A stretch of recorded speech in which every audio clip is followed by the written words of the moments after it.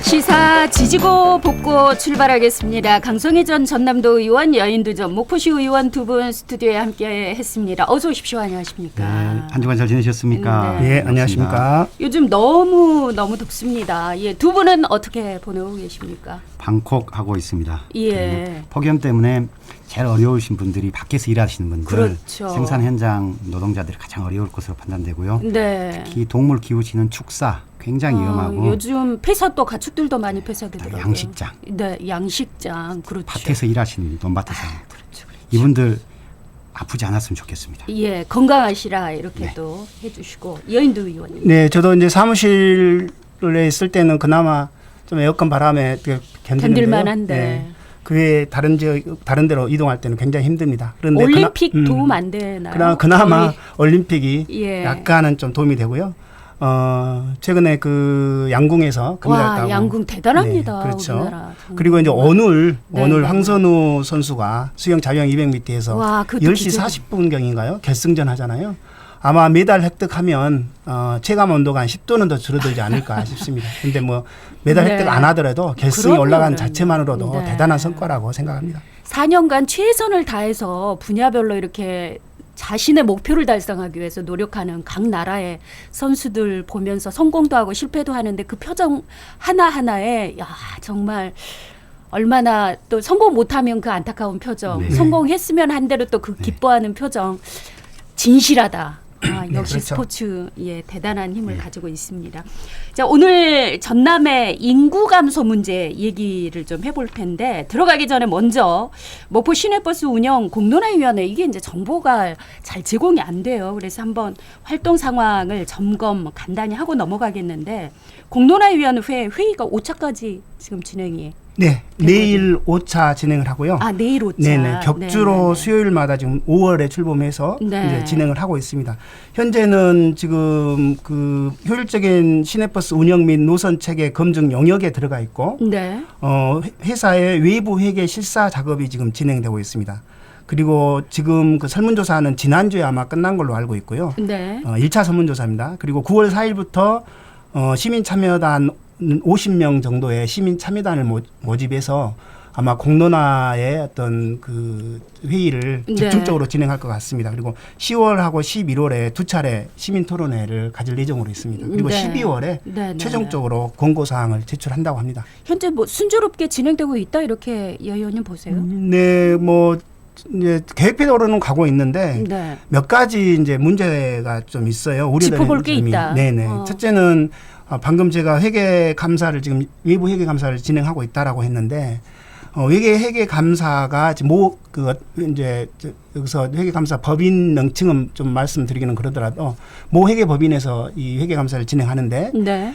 이곳에 이제 회계사가 20명이 있어요. 네. 20명이 있는데 이번에 3명이 배치가 됐거든요. 네. 근데 이 3명이 배치된 그분들이 어떤 분들이냐면 그러니까 3명이 이번에 회계 외부 감사로 들어가서 감사를 하고 있는 사람. 네. 그런데 이분들이 지금까지 태원하고 유진의 회계 업무하고 세무 업무를 보조해줬다. 그리고 연관이 조언을 있는 해줬다. 사람 3사람이 네네. 들어가서 지금 현재 외부 감사를 네네. 외부인으로의 감사를 하고 있는 그렇죠. 거죠. 예. 그리고 외부 실사의 착수 보고서에 따르면 실제로 태원 유진에서 주는 자료만 가지고 여기에 대한 어떤 검증 절차 없이 외부 조회 절차라든가 검증 절차 없이 이 자료만 본다 이렇게 지금 되어 있거든요. 그래서 그게 무슨 문제입니까? 우리가 지금 태원 유진이 지난 5월달에 폐업을 하고 휴업을 하고 폐업까지 예고했던 것은 기본적으로 이제 그동안 그 재정이 어려워서 그렇죠. 300억 재정 넘는 어렵다. 네. 적자를 보기 때문에 이거 도저히 회사를 운영할 수 없다. 그래서 휴업하고 폐업하겠다라고 했잖아요. 네네. 근데 시민들 입장에서는 아니 10년간 600억이 넘는 그 돈을 혈세로 지원해 줬는데 어떻게 300억이 적자가 될 수 있냐. 네네. 그래서 이 회사의 투명성, 태원 유진의 투명성을 시민들은 회계 투명성. 그렇죠. 회계 네. 투명성을 요구했는데 실제로 이렇게 되면 과연 본인들이 요구하는 본인들이 원하는 자료만 제출을 하는 걸 가지고 이것만 검토하는 식의 회계 감사가 과연 이 회사의 투명성을 우리가 확보할 수 있겠냐 이런 좀 의문이 들고 있습니다. 그리고 다시 한번요. 네. 그러니까 현재 그 회계 감사라고 하는 것이 태원이나 유진 업체 측에서 제공하는 그 자료만 가지고 감사를 한다 이런 거. 네네 착수 보고서에는 그렇게 나와 있고요. 물론 이제 실무적인 과정에서는 이게 약간 좀 수정될 수 있겠는데, 근데 문제는 지난주에 외부 회계 감사가 실시를 했어요. 그리고 거기에 시민단체 회원들이 참관을 해서 네. 봤는데, 실제로 자료 요구를 하면 기밀사항이라는 그 이유로 네. 자료를 주지 않는 경우가 태반이었다고 합니다. 업체 측에서 새로운 자료를 낼 리가 네, 그렇죠. 있을까요? 네, 그러니까. 네. 그래서 이게 과연 투명성을 확보하려고 하는 이 회계 감사에 네. 과연 투명성이 확보될 수 있겠냐 이런 것이고요. 아, 그렇네요. 구체적으로는 연간 접대비가 한 3천만 원 정도 들어간다 그래요. 접대비요. 예. 근데 세법상 접대비 관련해서는 소액이 작년까지만 10,000원이었습니다. 그리고 네. 올해부터는 3만 원인데, 소액은 이 증빙 서류를 제출하지 않아도 돼요. 그런데 이제 작년까지만 10,000원 이상이면 증빙 서류를 제출해야 되거든요. 그래서 증빙 서류를 달라. 연간 3천만 원의 접대비를 쓰는다면 거기에 대한 증빙 서류를 달라 했는데, 이게 이제 그 회사 기밀 사항이다라고 핑계를 대면서 증빙 서류를 안 주는 이런 사태까지 벌어졌고요. 네. 또 하나는 목포시에 그 이제 정산 보고서를 하지 않습니까? 네. 시민 단체 혈세가 투입되는 거니까. 그렇죠. 시민단체 회원들이 참관했을 때 가장 답답했던 것은, 시민단체 회원들은 100만 원만 보조금을 받아도 정산서에 그 10원짜리 한 장까지도 이 영수증 첨부해서 진행을 하잖아요. 그렇죠. 그런데 지금 시에 이 정산서 보고된 걸 보니 이체 목록만 시에 들어왔다. 그래서 여기도 구체적인 걸 달라고 하니까 그것은 뭐 여전히 회사의 기밀사항이기 때문에 줄 수 없다. 이런 이야기들이 줄 수 계속 없는 자료는 기밀사항으로 그렇죠. 반복돼서 이야기 나오니까 예. 시민단체 회원들도 그 참관했던 시민단체 회원들도 굉장히 답답해하는 그런 그게 상황이 이제 벌어졌다고 합니다. 진행 과정에서 이제 짚어볼 점들, 네네. 현재 이런 상황에서 진행이 되고 있다. 혹시 네네. 강성희 의원 덧붙일래요? 어쨌든 간에 그 회계감사 이 전문가의 특징이 네. 과거 이 업체하고 직접 연루자가 회계감사를 하고 있는 것은 마이크 가까이, 예. 신뢰성을 완전히 떨어뜨리는 거잖아요. 그런 것은 지금이라도 바꿔야 되죠. 한 번 더 들어본다. 왜? 객관적으로 회계가 어떻게 되고 있는 것을 봐야지 가장 합리적인 개선 방안이 나올 거 아닙니까? 객관적이지 않다. 그 버스 업체가 제공하는 자료만 들여다보고 이걸로 감사하는 신뢰성이 거는 떨어지죠. 신뢰성이 담보되지 못한다. 그렇죠. 그리고 나서 올 12월 말에 용역 결과가 나와가지고 어떤 시내버스 어떻게 하자라고 대안을 제시했을 때 그것이 합리적인 안이 아니었을 경우는 결국엔 회계감사 이런 것들이 부실했기 때문에 또 그런 거 아니냐 이렇게 연결될 수가 있거든요. 그런 점을 공론화위원회가 좀 왜 이런 명심했으면 결정을 좋겠습니다. 했을지 이것도 네. 좀 궁금하긴 합니다. 지역민들 바짝 귀를 열고 근데 한 가지만 말씀드리면, 네. 이제 공론화위원회에서 이게 이제 공론화위원회가 뭐 문제가 있다. 제가 이제 워낙 공론화위원회 이야기하니까 네, 네. 그것보다는 이번에 이제 그 회계 법인을 지정하는 과정에서 목포시가 2개의 업체를 공론화위원회에 제출했어요. 그래서 네. 공론화에서 투표를 했는데, 한 업체는 그냥 아주 일반적인 것만 그 서류에 올려놨습니다. 그리고 지금 선택된 업체는 이 업체의 디테일한 부분들까지 어떤 회사들을 그동안 회계 업무를 맡았고 이런 부분까지 네, 네, 네. 자료에 그 올려가지고 이 두 업체 중에 어떤 데를 선택할래? 저라도 당연히 이 두 번째 예, 여기를 섬세하게 선택하겠죠. 자료가 제출되어 그렇죠. 있는 예. 업체를 그래서 선택할 수밖에 그렇죠. 없는. 그래서 목포시가 이 문제와 관련해서도 정말 목포시가 어떤 의도를 가지고 이렇게 했을까? 그런 또 고민까지도 들게 네. 만드는 그런 일들도 있었습니다. 이런 상황 속에서 지금 진행이 되고 있다까지 지역민들께 일단 두 분이 좀 얘기를 드렸던 거고요. 여기까지 하고 이제 또 진행 과정들 다음 주에도 나오면 좀 짚어보겠습니다. 이어서 인구 감소 얘기를 해볼 건데 이거 심각합니다. 뭐 지자체들 특히 수도권을 제외한 많은 지자체들이 예. 고민거리 중에 제일 큰 게 이제 인구 감소 문제인데, 지난달에 정부가 이제 지자체 80곳 인구 감소 지역으로 선정을 했어요. 보니까. 네네. 현재 그 정식으로 선정한 것은 아니고요. 네. 예고를 한 정도라고 보시면 예고 됩니다. 정도. 예, 국가균형발전특별법에서 네. 시행령을 지난 6월 8일부터 이 개정안이 시행이 됐습니다. 그래가지고 네. 행정안전부가 인구 감소 지역을 지정해 가지고 고시할 수가 있어요. 지정 고시한 이후에는 네. 거기를 종합적으로 지원할 수가 있는 제도라고 보시면 되거든요. 그래서 인구 감소 지역 지정 고시 제도가 6월 8일부터 시행됐고 한국고용정보연구원에서 우리나라 인구 감소 지역이 몇 군데 정도 되나라고 조사를 해보니까 네. 약 80여 곳 정도가 인구 감소 지역에 해당될 거다라고 발표를 했습니다. 이걸 이제 정부 발표로 좀 약간 혼돈이 있는데요. 네, 올 네. 하반기에 지정 고시할 예정으로 보시면 되겠습니다. 이게 기준이 있습니까? 그러니까 그렇습니다. 30년 이내에 사라질 위기? 30년 이제 기준 연도로 30년 이내로 보고요. 네. 30년 이내에 사라질 곳, 30년 이내에 위험한 곳, 또 지금 현재 단계에서 주의를 해야 할 곳, 그리고 또 지방 소멸 이 저위험 지역 이렇게 해서 네 개의 기준으로 구분을 하고 있는데요. 그런 위험 지수에 따라 구분을 하면 전라남도 같은 경우는 무려 2021년 4월 기준으로 올 4월 기준으로 네. 9개 군이 어디예요?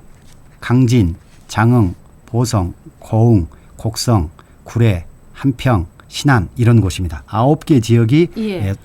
소멸 지방 소멸 고위험 지역이고 고위험 지역. 그리고 예. 3개 지역만 인구가 증가하고 있습니다. 세계 지역 인구 무안, 무안, 나주. 네. 남학으로 유입되니까 네, 나주. 나주는 혁신도시. 혁신도시 있고 그리고 순천, 순천 동북권에 네. 사람들이 그쪽으로 모이는 경향 때문에 세 군데 빼놓고 나머지는 거의 다 위험 지역. 다 위험 지역. 그리고 9개 구는 고위험 지역, 네, 8개 네. 구는 8개 시구는 위험 지역. 그다음에 3개는 그냥 증가 지역 이렇게 보시면 되겠습니다. 네, 네. 그러니까 이제 말씀해 주신 대로 사실은 그 인구 절벽, 지방 소멸 이런 단어에서 그 늘 나왔던 전남의 대표적인 지역 중에 한 곳이 이제 고흥이었거든요. 그동안에 기존의 기사들 한번 검색해 보시면 고흥이 참 많이 나오는데 그 여인두 의원님 목포시 같은 경우에도 남학으로의 무한 남학으로의 인구 이동 좀 빠르죠. 인구 감소 네. 나오고 있죠. 방금 앞서서 이제 강 의원님이 군단이 심각한 문제들을 말씀하셨잖아요. 네. 근데 사실 목포도 굉장히 심각합니다. 방금 말씀하셨던 것처럼 지금 얼마나 되나요? 23만이라고 했는데 이것도 무너졌. 23만 이미 이제 한두 달 뒤면 무너질 거고요. 네. 그러니까 목포가 인구가 가장 많을 때가 1997년이라 그래요. 그때가 24만 9천 네. 명이었는데 이게 이제 24만 명이 무너지는 시간이 16년 걸렸습니다. 그런데 네, 네. 23만 명이 더 무너지는데 5년 걸렸고 그리고 이제 이번에 22만 명 내일 그 다음 달이나 그 다음 달 정도 무너질 것 같은데 2년 반 만에 또 무너지는 거거든요. 이렇게 이제 인구 감소 속도가 굉장히 심각한데 목포시는 그동안 이 인구와 관련해 가지고 남학과 오룡의 신도시 개발 정책 때문이라고 이런 이야기를 많이 그러니까요. 했어요. 생각해 보면 네. 남학에 아파트 많이 들어서니까 그쪽으로 이동 많이 해서 목포시 인구가 남학으로 빠져나가는 거다 이렇게 생각. 네. 아니에요? 뭐 실제로 그렇게도 다들 생각하시고 사실 그렇게 해도 됩니다. 그런데 네, 네. 제가 한번 자료를 봤더니 지난 3년간 남학하고 오룡 신도시로 이제 순 전출, 전입 전출 빼 이제 해서 네, 순 네. 전출만 보면 2,698세대였습니다. 굉장히 많은 거죠. 세대수로 하니까. 네, 네. 그런데 광주로만 순수하게 빠져나갔던 세대가 1,632세대입니다.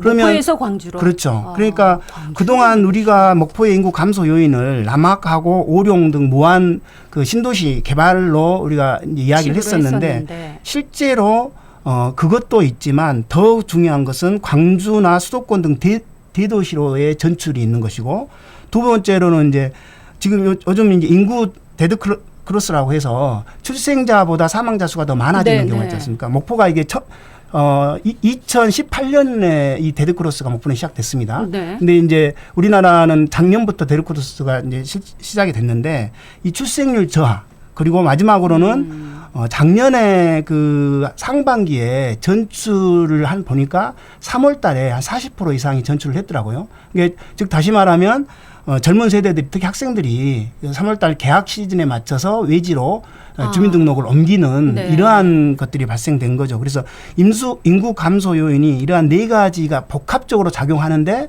그동안 목포시는 남학 무한만 그 해명을 했던 거죠. 무한 때문에 그런다 이런 이야기들을 주로 했던 거죠. 그러다 네. 보니까 인구 정책에 있어서도 그렇게 크게 신경 쓰지 않고 왜냐하면 남학이나 오령이라는 곳이 생활권이 같기 때문에 네. 목포 인구가 다소 빠져나가더라도 남학이나 오령으로 빠져나가는 것에 대해서는 무감각했던 그런 크게 신경 측면들이 쓰지 않는 있었죠. 측면. 그렇죠. 그런가요, 강 의원님? 그런 느낌이 네네. 좀. 목포가 인구 정책이 어쨌든 간에 그 출산 대응 정책에서 종합적인 인구 대책으로 가겠다라고 작년에 발표를 하고 목포시에서 발표하기를 작년에 2020년 말에 23만 명을 회복하겠다라고 또 선언을 했었어요. 네. 그런데 거꾸로 감소 속도가 더 빨라져 버린 거예요. 그렇죠. 그래서 목포시는 사실은 자기 스스로도 이게 인구 정책을 어떻게 하고 있나 아마 고민이 많을 거예요. 손 놓고 있는 행정이라고 봐도 무방합니다. 특히 목포시의 인구 정책이 그렇죠. 출산 문제에 관련해서 결혼, 임신, 출산, 육아가 일종의 그 세대별, 단계별 인구 정책이라고 봐야 되거든요. 네. 결혼했을 때, 그다음에 임신했을 때, 출산했을 때, 그다음에 육아 단계에서 네. 이런 세대별 맞춤형 전략이 좀 약해요. 약하다. 다른 시군에 비해서. 네. 우리가 웃고 넘어갈 일은 아닌데요. 순천은 인구가 늘어나고 있는데 첫째 아를 낳으면 300만 원을 지원해줘. 예를 들면 네, 출산 네, 축하금으로. 네. 목포는 첫째 아 20만 원이라는 거예요. 둘째 아 50만 원. 20만 원, 50. 순천은 요즘에 둘째 하나면 500만 원 줘버려요. 그러면 순천이 인구가 늘고 있는데 왜 그러겠습니까? 그럼에도 불구하고 지자체 간의 경쟁은 어쩔 수 없는 것이고 한 사람이라도 젊은 사람이 자기 도시에 살아야지만이 세수도 늘어나고 또 경제활동도 활성화돼서 더 도시가 커진다라고 알기 때문에 의욕적으로 주장한 거거든요. 근데 그런 걸 이 단방약이야 별 효과 없을 거야 라고 손놓고 있는 것도 문제고요. 두 네, 번째 네. 방금 여인도 우리 전 의원님께서 정확한 지적하셨는데 타지 유출, 외지 유출인 출산율보다 더 중요한 겁니다. 청년 인구 유출이 집중적으로 이루어지는 것이 인구 감소 원인이에요. 네. 저출산 문제도 있지만 더 큰 것은 청년 청년 인구 유출. 아. 청년 인구가 나가서 돌아오면 좋은데 네. 전입은 적고 그리고 또 데드크로스 현상이 나타나고 아까 이야기한 것 중에 고흥 예로 들겠습니다. 우리나라에서 전라남에서 제일 먼저 데드크로스가 나타난 것이 고흥입니다. 2010년도 네. 이미 나타났어요. 전체 인구 중에 41%가 65세 이상 인구입니다. 그 도시가 어떻게 경제활동이 네. 유지되고 앞으로 다음 세대를 기약할 수 있겠습니까? 이게 그렇군요. 목포시가 들으면 뭐 반론도 있을 수 있겠지만 네. 저는 이제 올해 7월이었죠. 그 목포시 김종식 시장의 취임 기자회견을 네. 봐봤어요. 근데 그 기자회견문이 전체 한 4천여 자로 되어 있는데 네. 여기에 인구 정책과 관련해서 인구 문제와 관련해서 단 한 차례도 등장이 하지 않습니다. 그렇습니까? 기자회견이라고 하는 것이 네. 기본적으로 그동안에 자기가 본인이 무엇을 해왔다 그리고 앞으로 뭘 할 거다는 거거든요. 목포시 로드맵을 정책을 제시하는 그렇죠. 건데 인구 정책 관련해서는 한마디도 없더라. 예, 그렇죠. 4천여 자 가운데 한마디도 없었고요. 방금 말씀하셨지만 그 창원 같은 경우는 그 출산에 따라서 1억 원까지 빚을 부채를 탕감해 주겠다라는 정책도 발표를 했고 네. 부산시는 향후 5년간 그 인구 정책으로 그 3조 5,600억 원을 투입하겠다고 했습니다. 지자체들마다 정말 그렇죠. 대도시는 애를 써요. 대도시대로 네. 이렇게 힘들게. 크게 하고 있고 네. 방금 말씀하셨던 것처럼 뭐 다른 지역 전남의 이제 다른 군 단위 지역도 실제로 영광군 같은 경우에 그 출산 장려 정책이 목포시에 비하면 10분의 1입니다. 목포시가 영광군에 이 정도 목포시가 적다는 거죠. 그래서 대도시에 치이고 또 이 목포시보다 더 열악한 도시보다도 목포시가 훨씬 더 출산 정책이라든가 인구 정책이 부족하다. 이런 면에서 봤을 때 목포시는 정말 고민을 많이 해야 된다라고 생각하는 이런 거죠. 쓴소리에 대해서 네. 목포시가 혹시 반론이 있으면 분명히 코너 마련해서 또 받도록 하겠습니다. 오늘 말씀은 여기까지 정리를 해야겠습니다. 자, 강성희 전 전남도 의원, 여인도 전 목포시 의원과 함께했습니다. 고맙습니다, 두 분. 감사합니다. 네, 감사합니다.